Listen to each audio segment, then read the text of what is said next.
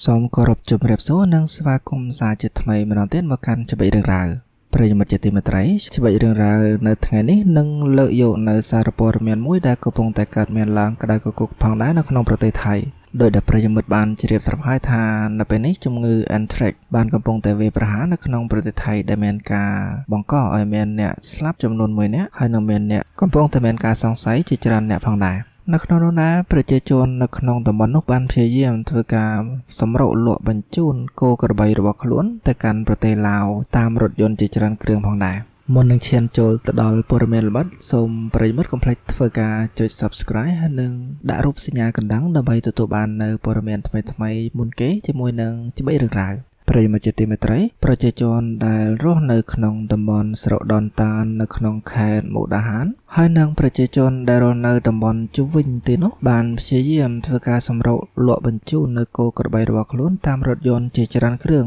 ទៅកាន់ប្រទេសឡាវនៅត្រង់ចំណុចព្រំដែនត្រង់ខេត្តនគរភ្នំប្រទេសថៃហើយនិងព្រំប្រទល់ជាមួយនឹងប្រទេសឡាវមូលហេតុដែលមានការសម្រុកបញ្ជូនលក់ចេញដោយសារតែនៅក្នុងប្រកាសរបស់ភាគីខាងឡាវបានកំណត់ឲ្យបិទការនាំចូលចាប់ពីថ្ងៃទី6ខែឧសភានេះទៅហើយថ្ងៃទី6ខែឧសភានេះគឺជាថ្ងៃកំណត់ចុងក្រោយនៃការដឹកជញ្ជូនចូលសត្វទៅក្នុងប្រទេសឡាវមូលហេតុដែលភាគីឡាវបានប្រកាសកំណត់នៅក្នុងការបិទការនាំចូលគោក្របីនេះក៏ដោយសារតែដើម្បីការពារនៅការឆ្លងរាលដាលនៅរោគ Anthrax ដែលកំពុងតែផ្ទុះនៅក្នុងខេត្តមុកដាហាននោះផងដែរស្របជាមួយគ្នានោះដែរអ្នកជំនួញក្នុងការនាំចេញនាំចូលរួមទាំងសត្វពាហនៈគោក្របីផងដែរបានប្រាប់ផងដែរថាភាគីខាងឡាវបានចេញបំរាមហាមនាំចូលនេះកាលពីថ្ងៃទី2ខែឧសភាកន្លងទៅ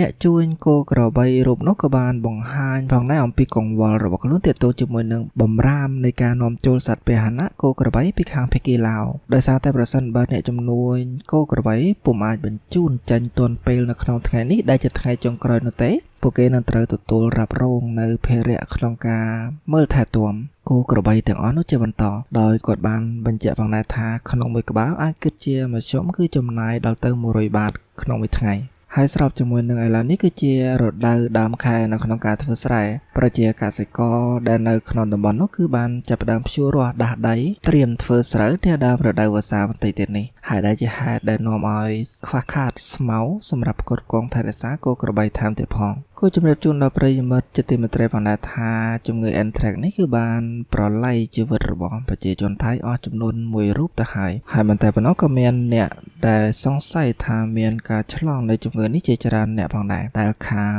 សុខាភិបាលថៃគឺកំពុងតែធ្វើការតាមដានជាបន្តបន្ទាប់ទន្ទឹមនឹងការចេញនៅបំរាមនាំចូលសត្វពាហនៈពីខាងភាគីខាងឡាវតើកម្ពុជាយើងអាចនឹងក្លាយទៅជាមុខព្រួញក្នុងការសម្រុកនាំគោក្របីយកទៅលក់នៅទីនោះដែរឬទេទន្ទឹមនឹងស្ថានភាពនៃការផ្ទុះនៃជំងឺ Anthrax នេះប្រទេសកម្ពុជាយើងក៏គួរតែមានចំណាត់ការក្នុងការប្រុងប្រយ័ត្នជាចាំបាច់ក្នុងការនាំចូលនៅសត្វពាហនៈទាំងឡាយពីប្រទេសថៃរួមទាំងគោក្របីមកពីតំបន់ដែលមានការផ្ទុះនៃជំងឺ Anthrax នេះផងដែរដោយពេលចាស់តែងពោលថាការពារគឺប្រសើរជាងព្យាបាលហើយដូចនេះ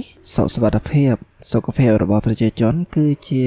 ហេតុផលចម្បងនៅក្នុងការប្រុងប្រយ័ត្នការនាំចូលនេះប្រិយមិត្តបាននឹងស្រាប់ហើយថាការដែលឆ្លងនៅជំងឺនេះបានគឺដោយសារតែការប៉ះផ្ទាល់ជាមួយនឹងសត្វដែលមានជំងឺការបរិភោគសាច់សត្វឆៅឬក៏សាច់សត្វដែលមានផ្ទុកនៅមេរោគនោះផងដែរហើយដូចនេះសូមជៀសវាងនៅការទទួលទាននៅសាច់គោឆៅឬសាច់សត្វដែល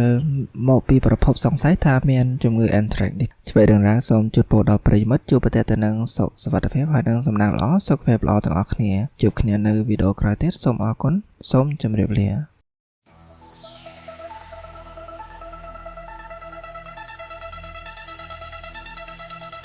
Spotlight shining lights